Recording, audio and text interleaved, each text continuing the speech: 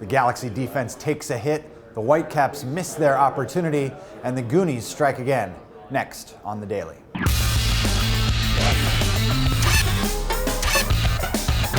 Hey everybody, happy Monday and welcome to another edition of The Daily here with Jason Skeeney. I'm Nick Forshaw, looking back at the biggest notes from the weekend. We'll start with Sunday night's game at Dick's Sporting Goods Park. The LA Galaxy and the Colorado Rapids end up in a 1-1 draw. So the Galaxy, Jason, struggled to pick up ground in the Western Conference. And the bigger storyline here, they may have lost DeLaGarza. Yeah, I think that's clearly what came out of this game. DeLaGarza went down. You heard the injury. The sound was brutal. But they're saying a sprained knee right now. We'll see what comes of it. They're going to take him back to LA, do some tests on that. But DeLaGarza, a big piece of this Galaxy defense, which when Omar Gonzalez came back, they've really gelled together. They had the same defense that they won MLS Cup with last year. If he goes down, it could be a struggle for the Galaxy. We've seen them find it difficult to mix and match with other guys in there. Really one of the underappreciated defenders in MLS. We'll wait to see the news on AJ DeLaGarza. The Colorado Rapids, meanwhile, still in playoff contention. They needed the Vancouver Whitecaps to win on Saturday night. They settled for the draw, still alive out there in Denver.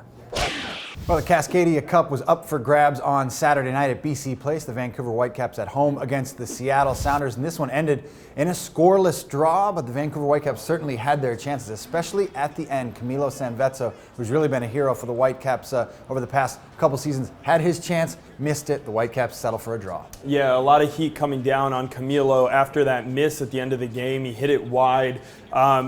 He's done so much for this Vancouver team that you really can't knock him for this one attempt, but at the same time, that's what he gets paid for. He's supposed to put the ball in the net.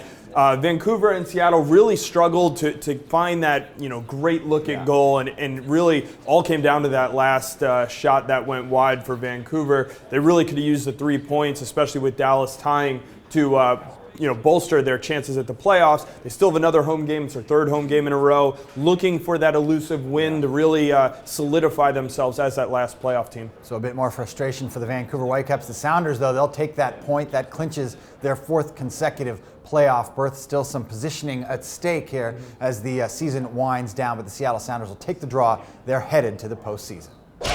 Well, Thierry Henry with perhaps his best performance in MLS to date on Saturday night. If you missed it, 3 assists and 1 goal in a 4-1 win over Toronto FC after the Red Bulls actually fell behind early in this one. Then it was the Thierry Henry show after that. Really showed some world-class performance out there at Red Bull Arena. Yeah, the New York Red Bulls, they're used to falling behind early. It's been a pattern that's going on for a while now. But the way that they responded and the way that Thierry Henry responded, I think Red Bulls fans have to be happiest to see the unselfishness from Henry. Not to say he's been a selfish player, but just him and his partnership with Kenny Cooper, they really seem to be gelling at the right time. He's laying off balls that he easily could have taken himself, but they turned into tap-ins for Kenny Cooper. That last assist he had really showed the skill that Henry had, but also the unselfishness, lays it off. Cooper with a tap-in, and then, of course, Henry caps the night off with a fantastic chip over the head of Hall. So Kenny Cooper moves up to 16 goals this season for the New York Red Bulls. That's a team high. He's going to carry those numbers into a big game against the Chicago Fire next Saturday on NBC. It's a big game. 2 teams battling it out for playoff position in the Eastern Conference, the Red Bulls and the Chicago Fire.